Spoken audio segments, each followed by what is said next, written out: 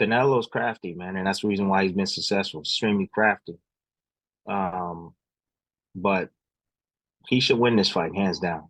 What's up, YouTube? Let's get to it. But before we get to it, man, make sure you go ahead and like the video. The like button right down there. Go ahead and touch it up for me. Appreciate that. All right, man. So today we're here talking about Timothy Bradley. He was on Fight Hype. He had an interview with Fight Hype with the guys from Fight Hype. He basically was giving his take on the Jermell Charlo and Canelo fight that's coming up. He was basically talking about how he feel like that this is going to be a win for Canelo. He was saying that it should be a win for Canelo. He was saying that Canelo, is the bigger guy. He's more robust, which is basically just a matter of who's strong and healthy. So he's saying he's stronger and more healthier.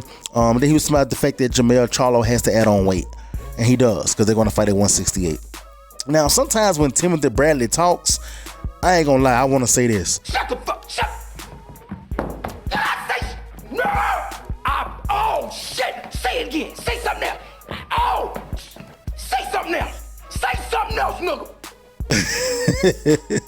That's how I feel sometimes when he talk, But this time he actually got a point in certain areas, except the whole bigger thing. I mean, I don't feel like Canelo is bigger. I know that he fight at a higher weight than Charlo, but I think that Charlo is still naturally the bigger guy. Shut the fuck, shut. But he got a point, especially when he was talking about, him adding on weight. He said that it affects the training sometimes. He got a point, because I was even thinking to myself the other day, before he even had this interview, I was thinking to myself, will Jermell Charlo power even translate to 168? Come fucking with me, you gonna get knocked the fuck out. I'm a knockout artist, baby. I mean, what if his power don't translate? What if he feels sluggish? Whatever, guy. Now, I'm not saying that he don't have a chance against Canelo. I'm just saying, what if these things take place? What if he's just because he got on more weight don't necessarily mean that that's a good thing. What if he's sluggish? And I know he feel like he's a knockout artist. Come fucking with me, you gonna get knocked the fuck out. I'm a knockout artist, baby.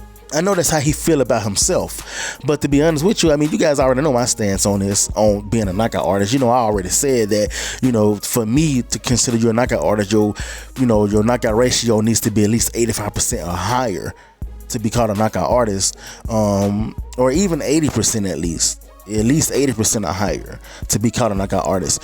And to me, as of right now in his weight class, he's not even a knockout artist right now in his weight class. Come fucking with me, you gonna get knocked the fuck out. I'm a knockout artist, baby. Now, his power could translate. He actually could have more power. We just don't really know just yet. His knockout ratio stands at 51%, while Canelo's knockout ratio stands at 61%. Now Jermell Charlo last 5 fights were knockouts. At least 4 of those 5 fights were knockouts. So I guess he could be working on his power. Who knows? I guess we'll have to wait and see.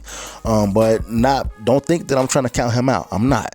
You know what I'm saying? I mean, because they both are undisputed. Canelo, he became undisputed when he fought Caleb Smith, who was undefeated.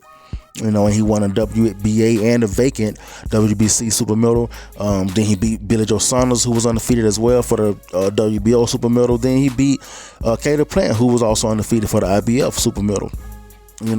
So he had to grind and get them titles, but just like Jermell Charlo, we can't overlook him because he had to do the same thing. I mean, I know he had to beat John Jackson for the vacant WBC. Oh! Even though nobody know who John Jackson is, but he still had to beat somebody for it. It was vacant. Get the out of here, man. Please. Then he beat Jason Rosario, who had the WBA and the IBF super welter. You know what I'm saying? And then he had to beat Castano for the WBO super welter. So he had to grind and get his belts too. He also had lost his belt to Tony Harrison. He had to go back and get it. You know what I'm saying? He lost one of his belts to Tony Harrison, the WBC, I think, and had to go back and get it. So he had to grind. You know what I'm saying? He had to get his belts. You know what I'm saying? He had to get it out the mud. And I can respect that. So when somebody who, who grinds like that and who shows that they can adjust, shows that they, they may be down, but they're coming back for more, you have to give that person respect. You know what I'm saying? So I would never count him out as saying that he can't beat Canelo. But what Timothy Bradley saying, he has a lot of points on what he was talking about. What do you guys think? Do you think he really can beat Canelo? Or do you think that this is the mismatch like Timothy Bradley feel? Make sure you like, comment, subscribe, and I'll be back with another video. Holla at your boy.